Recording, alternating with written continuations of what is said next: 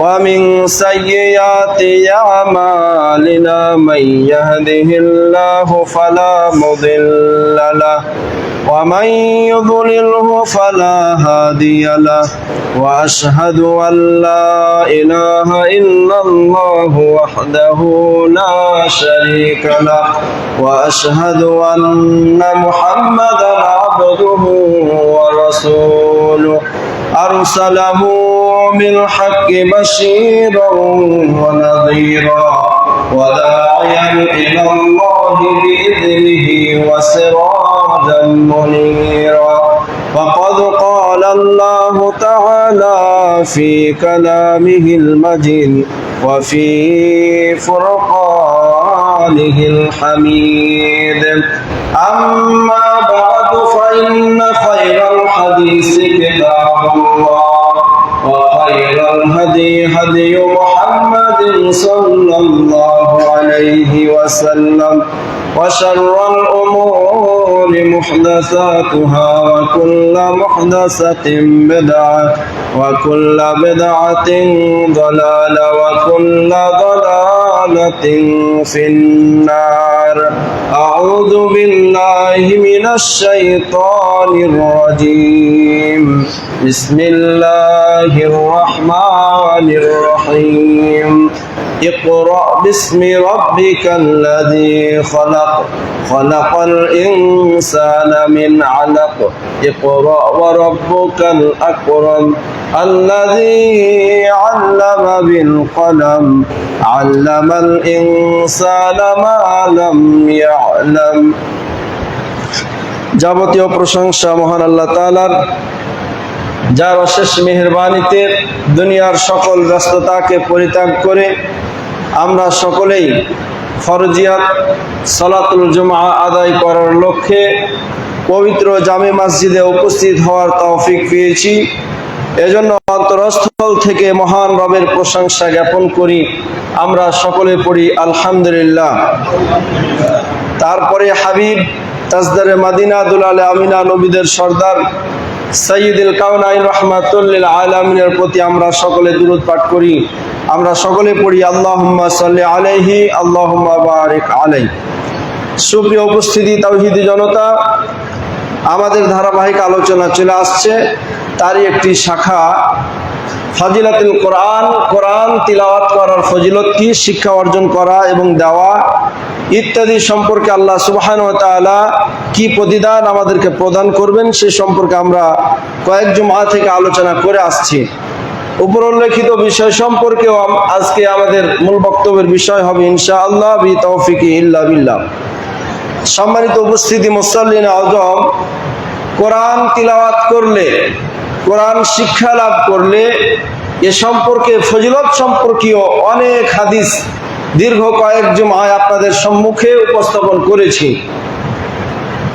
এ সম্পর্কে আমরা আজকে আলোচনা পবিত্র কোরআনুল কারীম থেকে মহান আল্লাহ সুবহানাহু ওয়া তাআলা এই কোরআন তিলাওয়াত করলে কি প্রতিদান দান করবেন, এটা পবিত্র কোরআনুল কারীমে একাধিক আয়াত নাযিল করে আল্লাহ তাআলা কি জানিয়ে দিয়েছেন সে সম্পর্কে আজকে আমাদের আলোচনা ইনশাআল্লাহ বি তৌফিকি ইল্লা বিল্লাহ।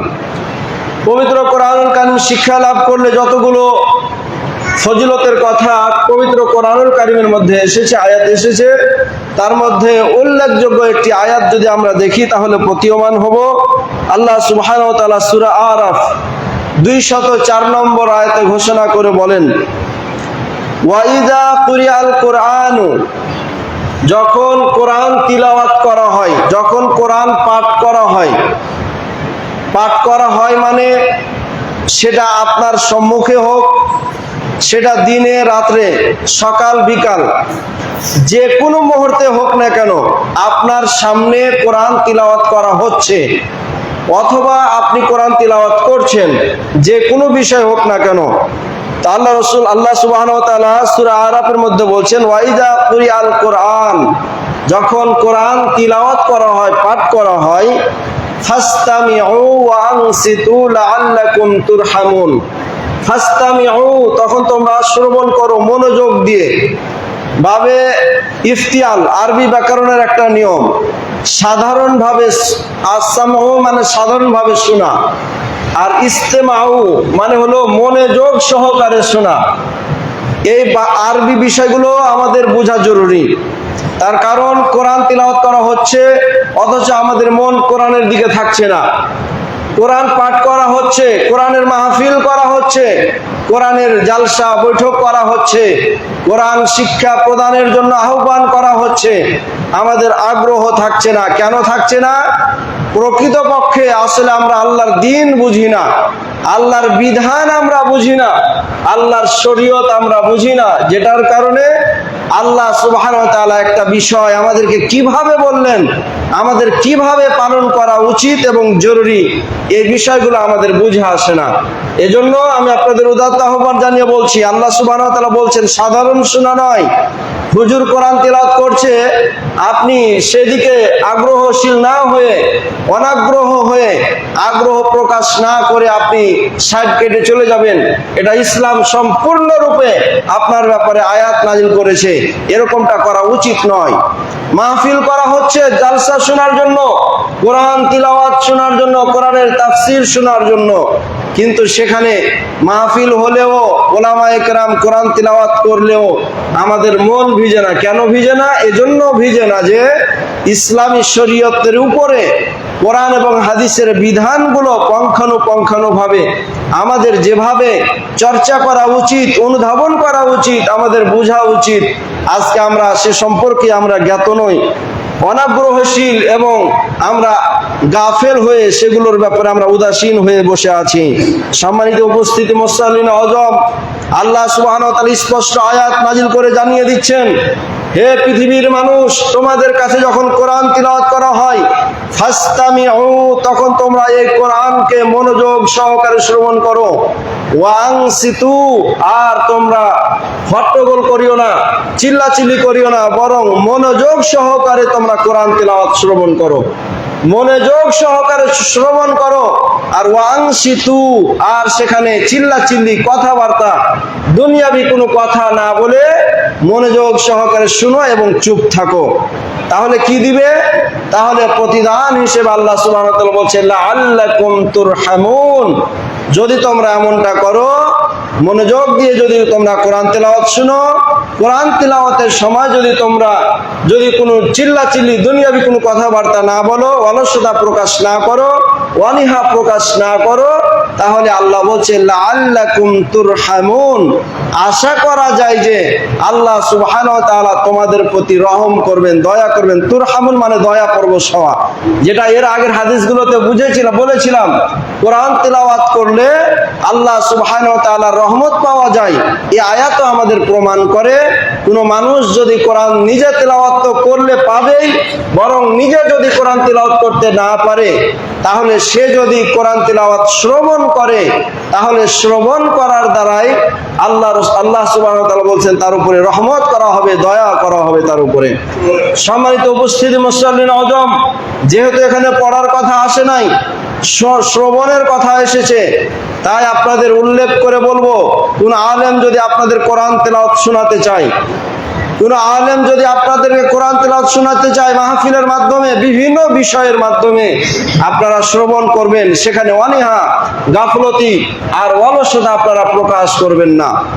আজকে মোবাইলে, ইউটিউবের মাধ্যমে সৌদি সহ বিভিন্ন আনাচে কানাচে ওলামায়ে কেরাম, শিশু থেকে নিয়ে বৃদ্ধা পর্যন্ত সকল মানুষের আপনারা কোরআন তেলাওয়াত শুনতে পাবেন। কত চমৎকার চমৎকার আওয়াজ এবং কণ্ঠের মাধ্যমে আপনাদেরকে কোরআন তেলাওয়াত শোনাচ্ছে। এজন্য ওয়াহেতু গান বাজনা, বিভিন্ন রকমের ঝগড়া বিভেদ, নাটক, সিনেমা ইত্যাদি বিষয়ের উপরে সময় প্রয়োগ না করে, অতিবাহিত না করে আপনারা চেষ্টা করবেন ইউটিউবের মাধ্যমে হলেও আপনারা কোরআন তেলাওয়াত শ্রবণ করবেন। এই আয়াত যেহেতু বলছে আপনাদের রহমত করা হয়, দয়া করা হয়, অতএব দয়া পাওয়ার আশায় আমরা অবশ্যই সেটা করব। যদি না করেন তাহলে সেই সময়ের ইতিহাস দেখেন, সেই সময়ের ইতিহাস, আবু লাহাব, আবু জেহেল, উতবা, সাইবা প্রমুখ আল্লাহ দ্রোহী, রাসূল দ্রোহী, নবী বিদ্বেষী, রাসূল বিদ্বেষী, রাসূলদের কষ্ট প্রদানকারী সেই স্বৈরাচার কুলাঙ্গার ইসলাম বিদ্বেষী সে সময়ের যারা নেতা ছিল, আবু জেহেল, উতবা, সাইবা, এই সমস্ত প্রমুখ শয়তানের দালাল, এরা কোরআন তিলাওয়াত শুনতে দিত না মানুষদেরকে। কোরআন তেলাওয়াত শুনতে দিত না। আবার ইতিহাস প্রমাণ করে ওরা শুনতে কাউকে না দিলেও রাতের অন্ধকারে গিয়ে আল্লাহ রাসূলের দরজায় গিয়ে গিয়ে তারা কোরআন তেলাওয়াত শুনতো। এরকম আমরা ঘটনা শুনিনি? কথা বলেন। আমরা এরকম ওলামায়ে কেরামের মুখ থেকে আমরা ঘটনা শুনে এসেছি। সুপ্রিয় উপস্থিতি, এরা এত বড় জালেম এবং স্বৈরাচার ছিল। এরা নিজেরা একটা কাজ যদিও তারা করত, কিন্তু অপর মানুষকে করতে দিত না। এরা করতে না দেওয়ার পিছনে একটাই কারণ, সেটা হলো আল্লাহ রহমত প্রাপ্ত হয়ে যেত। আল্লাহ রহমত প্রাপ্ত হলে, আল্লাহর রহমত মানুষের উপরে নাজিল হলে, সে সময়ে স্বৈরাচার শাসকদের কেউ সাধারণ মানুষরা অনুসরণ করতো না, আনুগত্য করতো না। কোরআন তিলাওয়াত শুনে, মুহাম্মদ সাল্লাল্লাহু আলাইহি সাল্লামের কোরআন তিলাওয়াত শুনে সবাই মুসলিম হয়ে যেত। এটা তাদের সহ্য হয় নাই। এজন্য তারা পদে পদে বাধা প্রদান করেছে। আমরা ইতিহাস প্রমাণ করে কোরআন থেকে আমরা প্রতীয়মান হয়েছি। আল্লাহ সুবহানাহু ওয়া তাআলা সূরা ফুসসিলাত 26 নম্বর আয়াতে বলে দিয়েছেন, ওয়াকালাল্লাযীনা কাফারু লা তাসমাউ লিহাযাল কুরআন ওয়ালগাউ ফীহি লাআল্লাকুম তাগলিবুন। আল্লাহ সুবহানাহু ওয়া তাআলা তাদের অবস্থা, তাদের চরিত্র, তাদের নীতিমালা, তাদের পন্থা, তাদের নীতি কি ছিল, কুচরিত্র কি ছিল, আর কি কৌশল, নিকৃষ্ট কৌশলটা কি ছিল, এ সম্পর্কে আল্লাহ সুবহানাহু ওয়া তাআলা জানিয়ে দিচ্ছেন। আল্লাহ রাসূল কোরআন তেলাওয়াত করছে, এমন সময় সাধারণ মানুষরা যেন কোরআন তেলাওয়াত শুনে মুসলমান না হয়ে যায়, কোরআন শুনতে যেন না আসে, এজন্য তারা পদে পদে বাধা প্রদান করেছে। আল্লাহ সুবহানাহু ওয়া তাআলা জানিয়ে দিয়েছেন, ওয়াকালাল্লাযীনা কাফারু, যারা কুফরি করেছে, যারা অস্বীকার করেছে, আবু জেহেল, উতবা, শাইবা, এরকম প্রমুখ যারা লিডার ছিল, কাফেরদের লিডার সর্দার ছিল, এরা ওই সময় বলতো, ওয়াকালাল্লাযীনা কাফারু লা তাসমাউ লিহাযাল কুরআন, এই কোরআন তোমরা শ্রবণ করিও না, লাআল্লাকুম তাগলিবুন, যদি শ্রবণ না করে থাকো তাহলে তোমরা সফলকামী হবা, বিজয় লাভ করবা।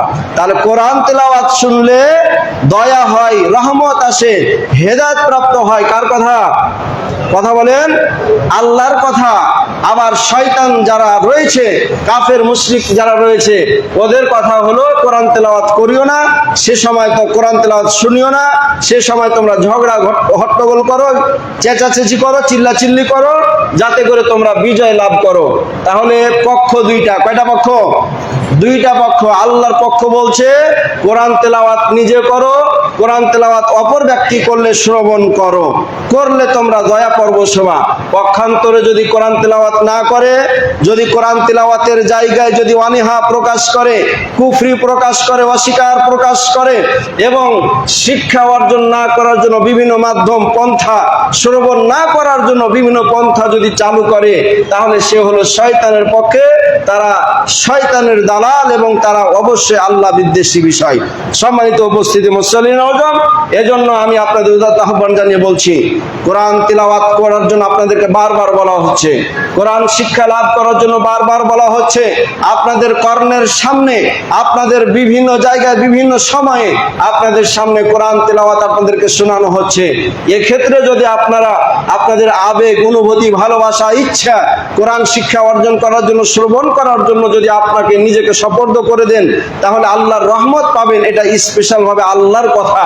পক্ষান্তরে যদি আল্লাহর সেই ইবাদত, আল্লাহর সেই কোরআন তেলাওয়াত শ্রবণ না করেন, শিক্ষা না করেন, তাহলে গজব আসবে, সেটা নিশ্চিত ভাবে গজব আসবে। এটা স্পেশাল ভাবে আমরা এখান থেকে প্রতীয়মান হই। এজন্য আমাদের উচিত কোরআন নিজে শিক্ষা অর্জন করা। শিক্ষা অর্জন করতে না পারলে বিভিন্ন মাধ্যমে আমরা কোরআন তেলাওয়াত শিখবো। আল্লাহ সুবহানাহু ওয়া তাআলা আমাদের সকলকে বুঝার তৌফিক দান করেন, বলি আল্লাহুম্মা আমিন।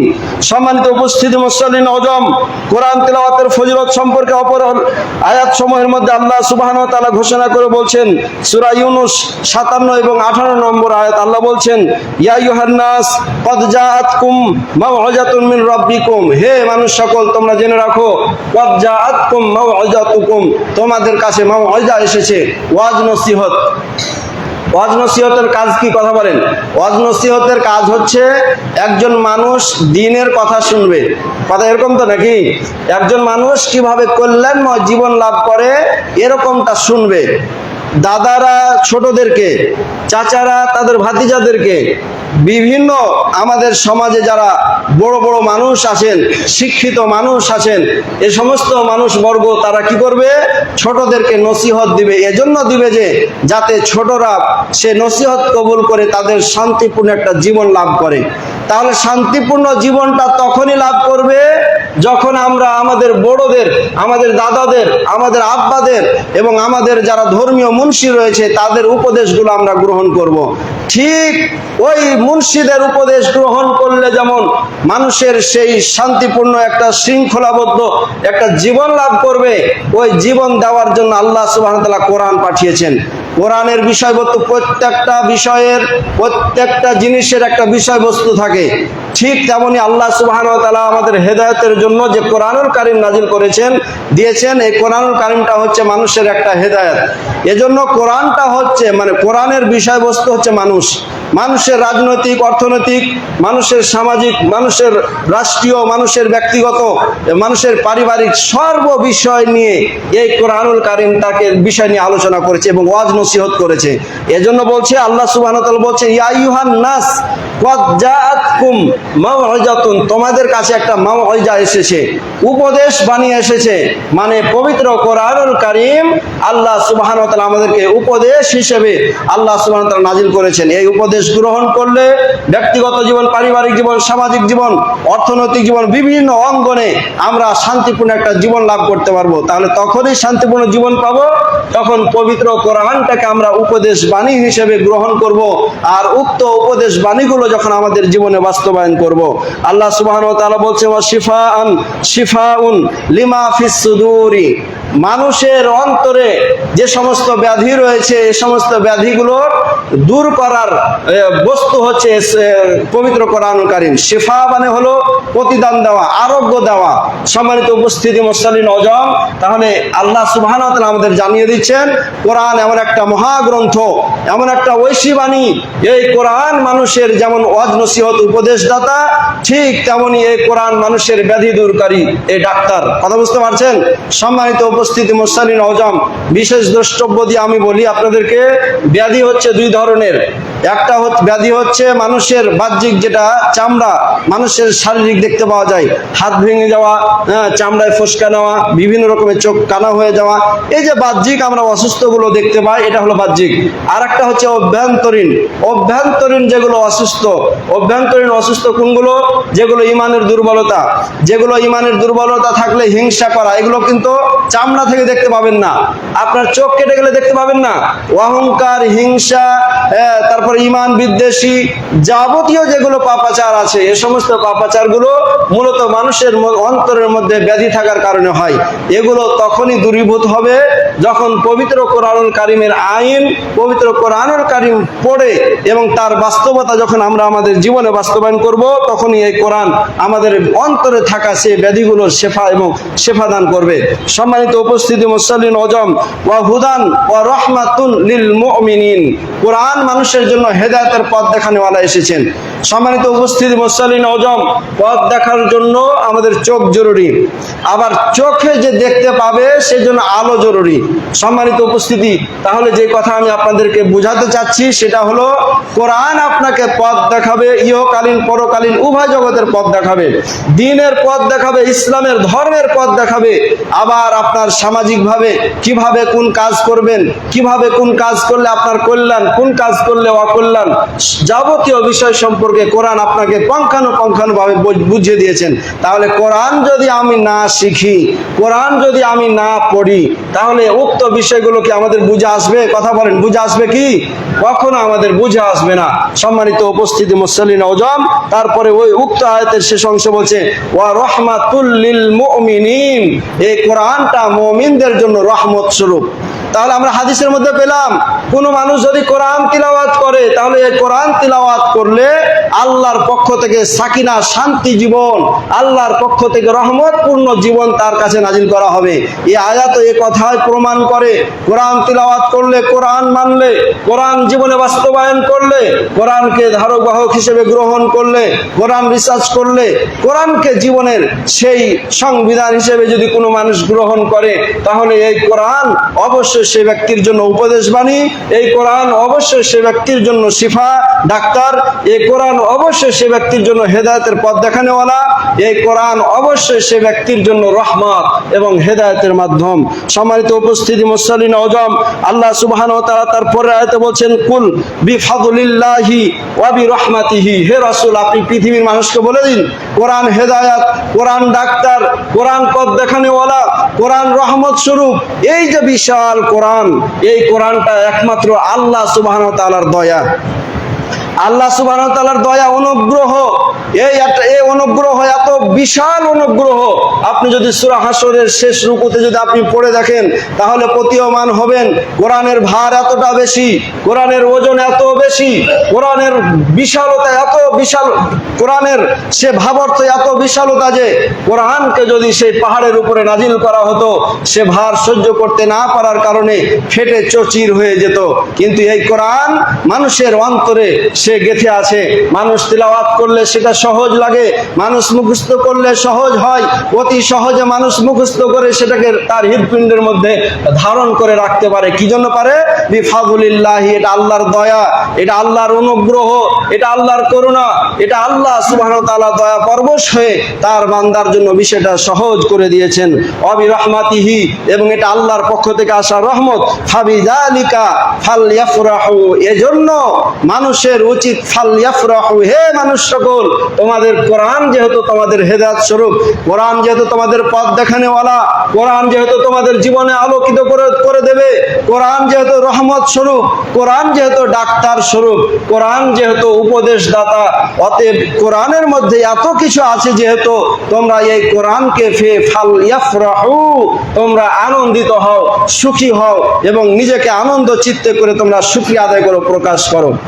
সম্মানিত উপস্থিতি, মুসল্লিন আযম, বুঝার বিষয়, কোরআন এত বড় নিয়ামত আমাদের জন্য, আর এই নিয়ামত পাওয়ার পরে আমাদের শুকরিয়া আদায় করতে হবে, এই কথা আল্লাহ বলছেন।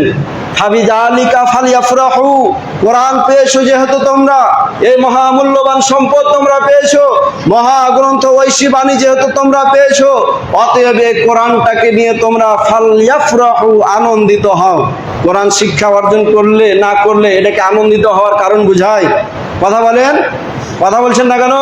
কোরআন শিক্ষা অর্জন না করলে এটা কি আনন্দিত হওয়ার বিষয় বুঝাই? ভাই কথা বলেন।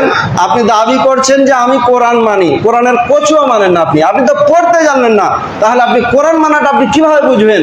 কোরআনের হরফ উচ্চারণ করতে পারলেন না, একটা আয়াত তেলাওয়াত করতে শিখলেন না, তাহলে কোরআন আপনি কিভাবে আপনি কোরআনকে ভালোবাসেন এটা প্রমাণ পাওয়া যায়? সম্মানিত উপস্থিতি, মুসল্লিন আযম, আবেগ দিয়ে ধর্ম চলে না, আবেগ দিয়ে ধর্ম চলে না, অনুভূতি, ভালোবাসা, বিভিন্ন রকমের চিন্তা ফিকির লাগিয়ে দিয়ে ধর্মকে আপনাকে গ্রহণ করতে হবে, সেটাই হচ্ছে নীতি। ঈমান কাকে বলে আপনি পরিচয় করে দেখেন, কিতাবুল আকিদা, আকাইদের কিতাবগুলো, তাওহীদের কিতাবগুলো, ঈমান সংক্রান্ত বিষয়ের যে সমস্ত কিতাব লিপিবদ্ধ করা হয়েছে, এ সমস্ত কিতাবগুলোতে স্পষ্ট ভাষায় বলে দেওয়া হয়েছে, আল ঈমানু বিল্লাহি ইকরারু বিল লিসান ওয়া তাসদীকু বিল জিনান ওয়া আমালুন বিল আরকান, আল্লাহর প্রতি ঈমান আনা, কোরআনের প্রতি ঈমান আনা, রাসূলের প্রতি ঈমান আনা, ফেরেশতাদের প্রতি ঈমান আনা, সেটা তিনটা জিনিসের নাম। এক নম্বর, আপনি সেটাকে বিশ্বাস করেন, এটা অন্তর দ্বারা প্রকাশ করতে হবে। দুই নম্বর, আপনি যেটা বিশ্বাস করেন আপনার মুখের দ্বারা প্রচার করতে হবে, হ্যাঁ আমি কোরআনকে বিশ্বাস করি, আমি মানুষকে জানিয়ে দিতে হবে কোরআনকে আপনি যে ভালোবাসেন, কোরআনকে আপনি বিশ্বাস করেন, এটা মানুষকে জানাতে হবে। আর তিন নম্বর হচ্ছে কোরআন থেকে পাওয়া যাবতীয় বিধানাবলী আপনার জীবনে বাস্তবায়ন করতে হবে। তাহলে কোরআন পড়লেন না, কোরআনকে বুঝলেন না, কোরআনের ধারে কাছেও আসলেন না, কোরআনের হরফ উচ্চারণ করলেন না, কোরআনের বিধানগুলো আপনি আপনার জীবনে বাস্তবায়ন করলেন না, তাহলে কি কোরআনের প্রতি, আল্লাহর প্রতি আর কিতাবুল আসমান থেকে নাজিল করা কিতাবগুলোর প্রতি ঈমান আনা কি বুঝায়? কথা বলেন। ঈমান আনা বুঝায় না ভাই। তিনটা জিনিসের নামই হচ্ছে ঈমান। ভালোবাসা প্রকাশ করতে গেলে, ভালোবাসা প্রকাশ করতে গেলে একাধিক কাজ করতে হয়। আপনি আপনার বন্ধুকে বলবেন যে হ্যাঁ বন্ধু আমি খুব ভালোবাসি, এ ভালোবাসা প্রমাণ করতে গেলে প্রথম নম্বর যে কাজটা করতে হবে সেটার নাম হলো অন্তরে আস্থাশীল বসাতে হবে। আপনার বন্ধুকে যে আপনি ভালোবাসেন এটা প্রমাণ করার জন্য কি আপনি আস্থাশীল হবেন না? কথা বলেন। আপনার বন্ধুকে যে আপনি ভালোবাসা দেখাবেন এটা কিভাবে বুঝাবেন? সে বোঝানোর জন্য কি আপনি প্রথমে আগে নিজের ভিতরে আস্থা নিয়ে আসবেন না? অবশ্যই নিয়ে আসবেন। তারপরে ভালোবাসাগুলো প্রকাশ করার জন্য ওই বন্ধুর জন্য অর্থ ত্যাগ করবেন, ওই বন্ধুর জন্য সম্পদ ত্যাগ করবেন, ওই বন্ধুর জন্য সময় ত্যাগ করবেন, ওই বন্ধুর জন্য প্রয়োজনে বাড়ি ঘর ত্যাগ করবেন। করবেন না? কথা বলেন। এগুলো যদি না করেন তাহলে দুনিয়ার বন্ধু এটা বন্ধু নয়। উদাহরণস্বরূপ 5 দিন চা খাচ্ছেন, আপনার বন্ধুকে একদিনও খাওয়াচ্ছেন না, বন্ধু টিকবে? কথা বলছে না। বন্ধু টিকবে জি ভাই? বন্ধু টিকবে না। 5 দিন চা খাইলে একদিন যদি না খান, দেখবেন 2-4 দিন পর আপনাকে খোঁটা দিবে, যেটা ইমামরাকে যেটা খাইতে হয়। কথা বুঝতে পারছেন?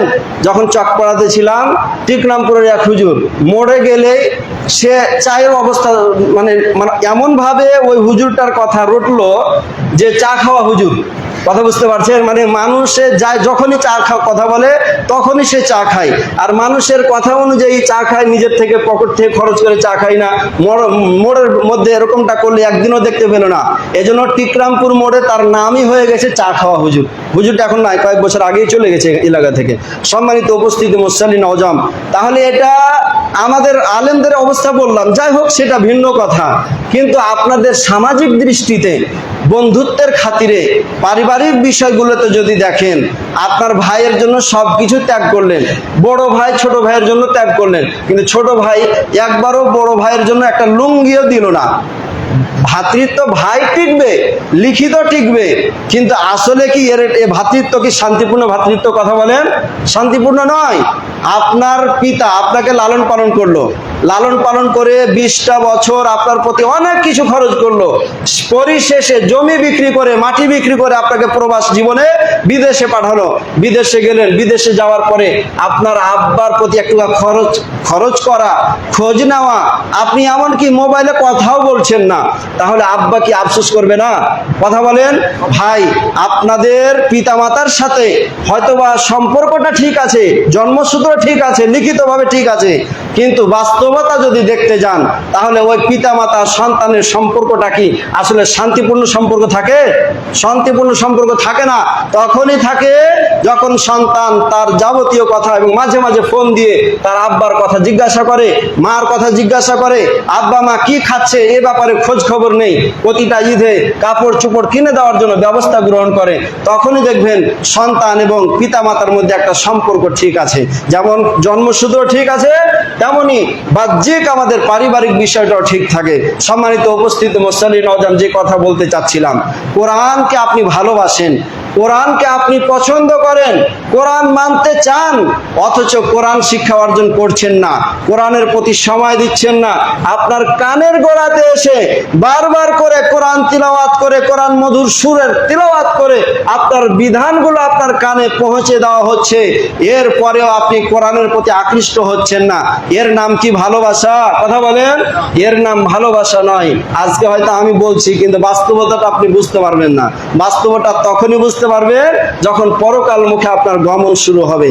পরকাল মুখে যখন আপনার গমন শুরু হবে, তখনই আপনি বুঝতে পারবেন। আল্লাহর বিধান না মানলে, আমি দাখিলের বছর একটা রচনা পড়েছিলাম। রচনাটার নাম হচ্ছে আজান, নামাজ প্রবন্ধ। আল্লাহ সুবহানাহু ওয়া তাআলা আমাদের সৃষ্টি করেছেন, কোনো সন্দেহ আছে কি? কথা বলেন। আসমান থেকে পানি নাজিল করেন, জমিন থেকে পানি উত্তোলনের সুযোগ করে দিয়েছেন, তারপরে বাতাস, বায়ু, যাহা কিছু লাগে, রিজিক, সমস্ত কিছু কে করেন? আল্লাহ করেন না? তাহলে আল্লাহ যেহেতু আমাদের সৃষ্টি করেছেন, আমাদের প্রয়োজনীয় যাবতীয় বিষয়গুলো তিনি যেহেতু সেটা দিয়ে থাকেন, এখন বলেন তো, আল্লাহ আমাদের ইবাদতের জন্য সৃষ্টি করলেন, সেই ইবাদতটা যদি আমি আল্লাহর জন্য না করি, তাহলে পরস্পরের সম্পর্ক ঠিক থাকলো? সম্পর্ক ঠিক থাকলো না ভাই। তো এই বলছে লেখক বলছেন যে একজন মানুষকে আল্লাহ সৃষ্টি করলেন, এ স্রষ্টা হিসেবে আমাদের ইবাদত পাওয়ার যোগ্য আল্লাহ। তাহলে আল্লাহ আমাদেরকে 24টা ঘন্টায় 5 বার ডাক দেন। এই 5 বার ডাকে যদি সাড়া না দেন, তাহলে আল্লাহ নিজ হাতে সৃষ্টি করেছেন আমাদেরকে, আর আমরা যেহেতু সৃষ্টি, এজন্য পরস্পরের মধ্যে একটা আত্মার সম্পর্ক আছে। ওই আত্মার সম্পর্কটা রব আমাদের ডাকার দ্বারা যদি আমরা সাড়া না দিই, তাহলে ওই ব্যক্তি কিন্তু শান্তি পাবে না। ভালো করে বুঝবেন, বেনামাজিরা শান্তিতে নাই। কথাটা ভালো করে বুঝবেন। বেনামাজিদের খোঁজ নিয়ে দেখবেন, এরা শান্তিতে নেই, অথবা শান্তিতে থাকলেও হয়তোবা তারা দাবি করছে, কিন্তু বাস্তব শান্তিতে কিন্তু তারা নেই। কেন? রবের ডাকে সাড়া দিচ্ছে না। উদাহরণ নেন, আপনি আপনার আব্বার সাথে ঝগড়া করে চলে গেছেন অন্য জায়গায়, আপনার আব্বা মাকে কি একবারও মনে পড়ে না? কথা বলে না, পড়বে না? তাহলে আপনার আব্বা আপনাকে লালন পালন করলো 20 বছর ধরে, জন্মসূত্রে আব্বা আপনাদের প্রভু সমতুল্য। তাহলে এই যে লালন পালন করলেন জন্মদাতা পিতামাতা, এই পিতামাতাকে ত্যাগ করে আপনি যদি অন্য গ্রামে যদি বাসা নিয়ে থাকেন, তাহলে বাপের সাথে সম্পর্ক ছিন্ন হওয়ার কারণে দেখবেন মানসিকভাবে মনের দিক থেকে সে কিছু হলেও, অল্প সময়ের হলেও সে একটা অশান্তিতে ভোগে। ঠিক তেমনি আল্লাহ সুবহানাহু ওয়া তাআলা আমাদের সৃষ্টি করেছেন, সৃষ্টি করার পরে যদি আল্লাহর সাথে সম্পর্কটা আমাদের ঠিক না থাকে, আল্লাহ আমাদেরকে বান্দা বান্দা বলে ডাক দিচ্ছেন, আর সেই ডাকে যদি আমরা সাড়া না দিই, হয়তো আপনার স্ত্রী আছে, বাড়ি গাড়ি আছে, টাকা পয়সা আছে, ব্যবসা চাকরি আছে, সেজন্য হয়তোবা আপনার অস্থায়ীভাবে আপনার জীবনটা চলে যাচ্ছে, কিন্তু বাস্তবতা যদি আপনি খোঁজ করে দেখেন, তাহলে আপনি অশান্তিতে আছেন। আল্লাহর সাথে সম্পর্ক ঠিক না থাকার কারণে অশান্তিতে আছেন। অশান্তিতে থাকার একটা উল্লেখযোগ্য আরেকটা উদাহরণ দিই। উদাহরণ হলো, চকপাড়াতে যখন ছিলাম, একজন ব্যক্তি বলছে যে একজন মানুষ হঠাৎ করে মৃত্যুবরণ করলো। তো মৃত্যুবরণ করার আগে সে ব্যক্তি বলছে যে আমি খুব অশান্তিতে আছি, আমি শান্তি পাচ্ছি না, কোনো মুহূর্তের জন্য আমি শান্তি পাচ্ছি না। তো দেখেন, ওই ব্যক্তিটার অবস্থাটা আমাকে এসে বলছে যে হুজুর, ওই কোনোদিন নামাজ পড়তো না, ওই কোনোদিন নামাজ পড়তো না। তাহলে নামাজ না পড়লে ওই ব্যক্তির হঠাৎ মৃত্যু হবে। আর হঠাৎ মৃত্যু হওয়ার ব্যাপারে হাদিস বলছে, তিরমিজি শরীফের হাদিস, আল্লাহ রাসূল বলছে হঠাৎ মৃত্যু হওয়া এটা মানুষের জন্য দুর্ভাগা, মানুষের জন্য দুর্ভাগা, তার জীবনে কল্যাণ নয়। পরকাল জীবনে তার কল্যাণ নাই বলে তো সে ব্যক্তি হঠাৎ মৃত্যুবরণ করছে। হঠাৎ মৃত্যু মানে বুঝতে পারছেন না? হাদিসের মধ্যে আসছে যে একটা মানুষের কাঁটা পায়ে যদি একটা কাঁটা লাগে, আর যদি ইন্না লিল্লাহি ওয়া ইন্না ইলাইহি রাজিউন বলে, হাদিসের মধ্যে আসছে তার অতীতের যাবতীয় সমস্ত পাপগুলো ক্ষমা করে দেওয়া হয়। কথা বুঝতে পারলেন না? হাদিসের মধ্যে আসছে কোনো মানুষ বিছানায় শুয়ে আছে অসুস্থ অবস্থায়, যতদিন অসুস্থ অবস্থায় সে শায়িত আছে, প্রতিদিনই তার অতীতের সমস্ত পাপগুলো ক্ষমা হতে থাকে। কথা বুঝতে পারছেন? তাহলে বিছানায় পড়ে মারা যাওয়া এটা কি জীবনে কল্যাণময় নয়? কল্যাণময়। আর হঠাৎ করে মৃত্যু হলে সে ব্যক্তির জন্য দুর্ভাগা, এই জন্য যে সে তওবা করার, ক্ষমা চাওয়ার আর পাপগুলো মোচন করার অবস্থাটা তার সামনে একবার আসলো না, ফলে সে ব্যক্তির জন্য দুর্ভাগা। আল্লাহ রাসূল এই জন্য বলছে যে বিছানায় পড়ে অসুস্থ অবস্থায় যে মারা গেল, আল্লাহ তার কল্যাণ চেয়েছে বলেন মৃত্যুর আগে তাকে অসুস্থতা দান করেছেন এবং তার সমস্ত পাপগুলো ক্ষমা করে দিয়েছেন।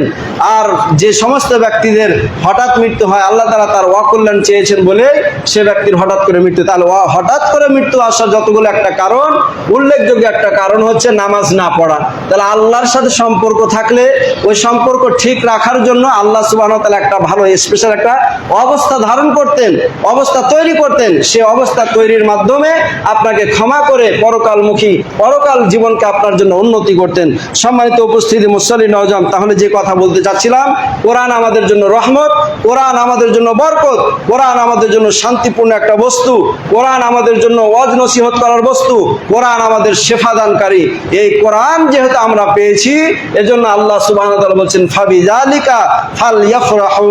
কোরআন যেহেতু তোমাদের জীবনে এত কিছু কল্যাণ বয়ে আনে, অতএব এই কোরআনকে পেয়ে তোমরা ফালইফরাহু, তোমরা আনন্দিত হও, তোমরা আনন্দ উৎফুল্ল হও।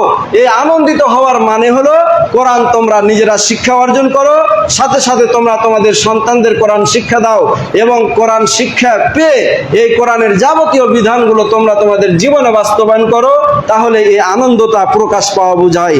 আল্লাহ সুবহানাহু ওয়া তাআলা অত্র আয়াতের শেষ অংশে বলছেন হুয়া খায়রুন বিমা মিম্মা ইয়াজমাউন। এই কোরআনটা কল্যাণময়।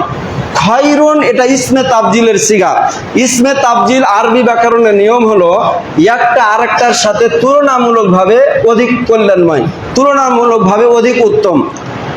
তো এটা হচ্ছে সেটা উদাহরণ আল্লাহ সুবহানাহু ওয়া তাআলা দিচ্ছেন যে এই কোরআন হুয়া খায়রুন মিম্মা ইয়াজমাউন, মানুষরা যাহা কিছু অর্জন করে, যাহা কিছু একত্রিত করে, এ সমস্ত একত্রিত করা বস্তুগুলোর চেয়ে, সব কিছুর চেয়ে কল্যাণময় এবং সর্বশ্রেষ্ঠ উত্তম হচ্ছে এই কোরআন। সম্মানিত উপস্থিতি মুসল্লি নওজোয়ান, তাহলে মানুষ জমা করে কি? আপনি 800 টাকা দিনে পাচ্ছেন, 300 টাকা খরচ করছেন, 500 টাকা রাখলেন, অথবা 500 টাকা সংসারে খরচ করলেন, 300 টাকা ব্যাংকে রাখলেন। কথা বুঝতে পারছেন? এটা হলো জমা। কথা বুঝতে পারলেন?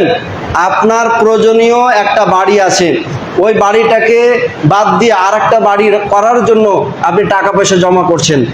এক কথায় আপনার দুনিয়াভি জীবনকে উন্নতির শিখরে পৌঁছানোর জন্য শ্রেষ্ঠ এবং মনে করছেন যে আমি নিজেকে খুব ধনী প্রকাশ করব, সেজন্য যতগুলো ধন সম্পদ অর্জন করছেন, সমস্ত বাড়ি গাড়ি ধন সম্পদের চেয়ে সর্ব উত্তম, সর্বশ্রেষ্ঠ আর ফজিলতপূর্ণ যে বস্তুটা, যে বিষয়টা, সেটা হচ্ছে আল কোরআন। তাহলে কোরআন শিক্ষা করা সর্বশ্রেষ্ঠ কাজ। বিশ্বাস করি তো? কথা বলেন। তাহলে বিশ্বাসটা বাস্তবায়িত হবে, প্রমাণিত হবে তখনই যখন কোরআন নিজে শিখব, সাথে সাথে আমাদের জাতীয়, আমাদের সন্তানদের শিক্ষা দান করব। কোরআন নিজে শুনব এবং অপরকে শোনার জন্য আমরা উৎসাহ দান করব, তখনই এই কোরআন আমাদের জীবনে কল্যাণময়, এটা প্রমাণ করবে। আল্লাহ তাআলা আমাদের সকলকে বুঝার তৌফিক দান করে বলি আল্লাহুম্মা আমিন। সম্মানিত উপস্থিতি মুসল্লিন আযম, সময় শেষ, তারপর আর একটা হাদিস বলে আমি আপনাদের কথা আজকে খুতবা শেষ করবো ইনশাআল্লাহ, বিতৌফিক ইল্লা বিল্লাহ। হাদিসের মধ্যে এসেছে, আল্লাহ রাসূল বলছেন, আন ইবনে উমর রাদিয়াল্লাহু তাআলা আনহু ক্বালা রাসূলুল্লাহ সাল্লাল্লাহু আলাইহি ওয়াসাল্লাম, ইন্না হাযিহিল কুলুবা, কলবুন মানে অন্তর। এখন তো আমাদের জন্য শুকরিয়া আদায়ের বিষয়, অন্তর কোথায় আছে, কিরকম, এটা তো কেউ বলতে পারবে না।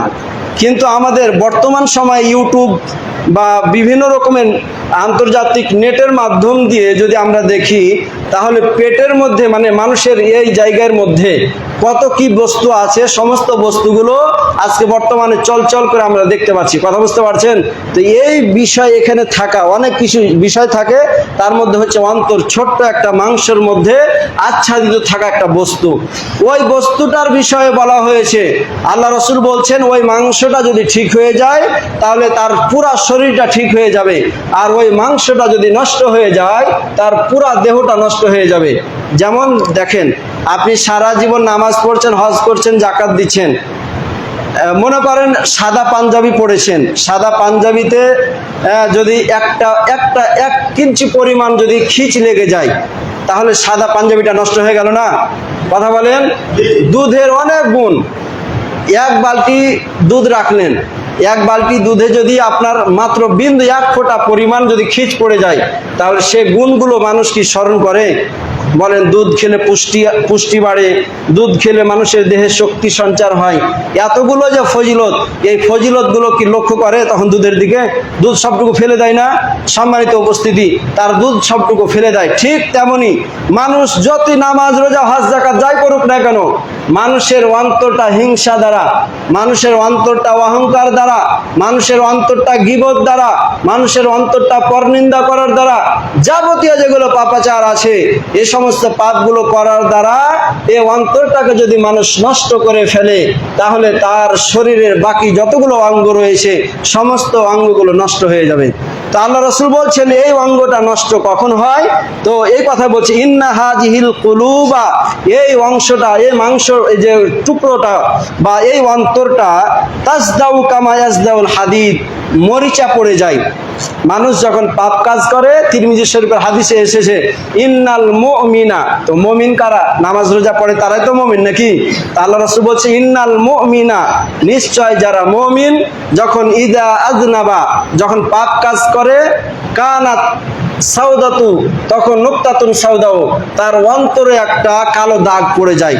তাহলে হাদিস প্রমাণ করে, কোন মানুষ যদি পাপাচার কাজ জড়িত হয়, তাহলে তার অন্তরে একটা মরিচা পড়ে যায়। এই কথা বলছে, তাসদাউ কামা ইয়াসদাউল হাদিদ, লোহা এক জায়গায় রাখলে যেমন মরিচা লেগে যায়, সেই লোহা আর কাজে লাগে না যতক্ষণ পর্যন্ত তাকে ঝাল না দেওয়া হয়, যতক্ষণ পর্যন্ত তাকে বালু না দেওয়া হয়, যতক্ষণ পর্যন্ত ধার না দেওয়া হয়, ততক্ষণ পর্যন্ত ওই ছুরিটা হাসিয়া লোহাটা যেমন কাজ করে না, ঠিক তেমনি একটা মুমিন বান্দা যখন পাপ কাজ করে, ওই পাপ কাজ করার কারণে তার অন্তরের মধ্যে সে মরিচা পড়ে যায়। এই মরিচা পড়ে যাওয়ার কারণে ঈমান সম্পর্কে যত আলোচনা করুক না কেন, কোরআন সম্পর্কে যতই আলোচনা করুক না কেন, হাদিস সম্পর্কে যতই আলোচনা করুক না কেন, এই সমস্ত আলোচনাগুলো তার কানের মধ্যে ঢুকবে না, তার অন্তরে ঢুকবে না, বরং কানের উপর দিয়ে চলে যাবে। কথা বুঝতে পারছেন? তো আল্লাহ রাসূল বলছে ইজা আসাবাল মাউ কিলা ইয়া রাসূলুল্লাহ, তাহলে মুমিনের এই অন্তরে পড়ে যাওয়া মরিচাটা সেটা দূর করার মাধ্যমটা কি? অমা জেলাউহা, এটা দূরীভূত করার মাধ্যম কি? ওয়ালা কাসরাতু যিকরিল মাউতি। তা আল্লাহ রাসূল সাল্লাল্লাহু আলাইহি সাল্লাম দুইটা মাধ্যম উল্লেখ করলেন। এক নম্বর যে কাসরাতু যিকরিল মাউত, মৃত্যুকে বেশি বেশি স্মরণ করা, মৃত্যুকে বেশি বেশি স্মরণ করা। বর্তমানে মৃত্যুকে বেশি বেশি স্মরণ করে মরবে না তাই। কথা বুঝতে পারছেন? রাস্তা দিয়ে চলছেন, অ্যাক্সিডেন্ট দেখে ভয় পাচ্ছেন, বা কাজ করছেন ওখানে সাপ আছে, আপনি যাচ্ছেন না। এই যে যাচ্ছেন না মানে আপনি মরতে চাচ্ছেন না, সেজন্য। আসলে এটাকে ভয় বলছে না। তোহফাতুল মুমিন, মুমিনদের একটা তোহফা, হাদিয়া হচ্ছে মৃত্যু। মানে আপনি যে পরকালে যাবেন, মরার বিকল্প আছে, কথা বলেন। তাহলে পরকালে গমন করতে গেলে সুখময় সে জান্নাতটা আপনি যদি লাভ করতে চান, পরকালের সে শান্তিপূর্ণ জীবনটা যদি ভোগ করতে চান, তাহলে অবশ্যই অবশ্যই আপনাকে মৃত্যু লাভ করতে হবে।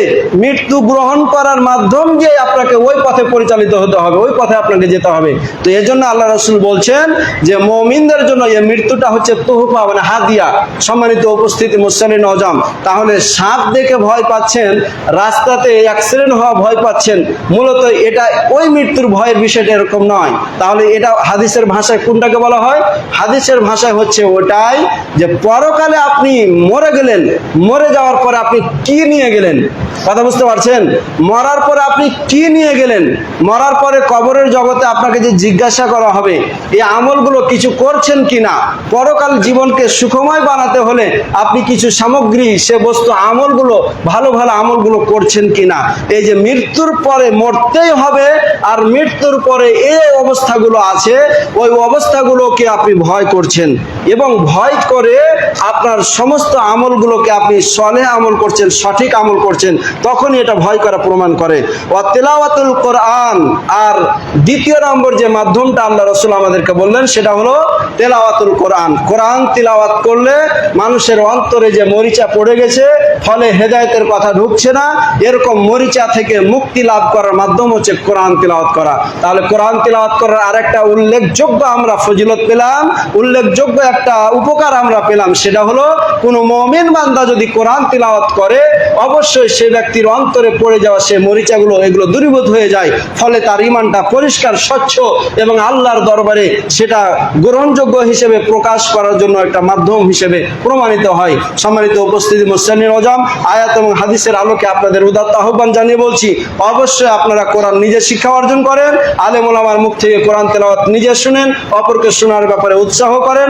আপনাদের সন্তান, ভাতিজা, পোতা যতগুলো আছে, যাবতীয় মুসলিম যে সমস্ত সন্তানরা আমাদের সমাজে বসবাস করছেন, এই সমস্ত সন্তানদেরকে কোরআন তিলাওয়াত করার জন্য, কোরআন পড়তে পারার জন্য, কোরআন শিক্ষা লাভ করার জন্য উদ্বুদ্ধ করেন, আবেদন জানান, আহ্বান করেন, বিভিন্ন মাধ্যম পন্থা অবস্থান অবলম্বন করেন, ফলে যাতে সবাই কোরআন শিখতে পারে। আল্লাহ সুবহানাহু ওয়া তাআলা আমাদের সকলকে বুঝার তৌফিক দান করেন, বলি আল্লাহুম্মা আমিন। আউযু বিল্লাহি মিনাশ শাইতানির রাজিম। বিসমিল্লাহির রহমানির রহিম।